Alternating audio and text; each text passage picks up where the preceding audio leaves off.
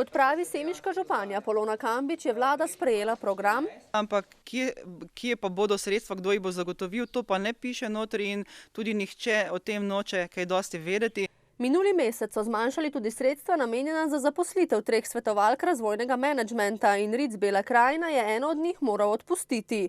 Kambičeva ne more razumeti.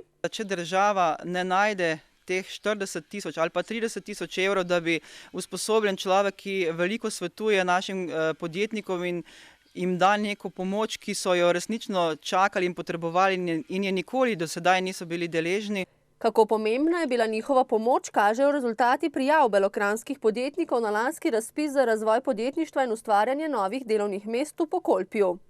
Mi bomo naredili vse, da vsaj kar se tiče svetovanja podjetjem, da podjetniki tega ne bojo čutili. Mogoče bo kakšen projekt manj na ta račun.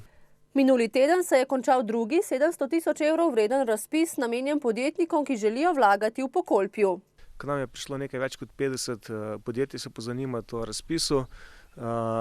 Res je, da so bili pogoji precej zahtevni za mala podjetja in da se vsi niso odločili za to, ampak po naših predvidevanjih bo vse, kar se tiče Bele krajine, več kot polovica sredstev počrpanih. V jeseni pa pričakujejo še razpis za leti 2013 in 2014, vreden 4,8 milijona evrov, zato na RIC-u Bela krajina že zdaj opozarjajo podjetnike, naj razmišljajo o naložbah in se pravočasno pripravijo na razpis.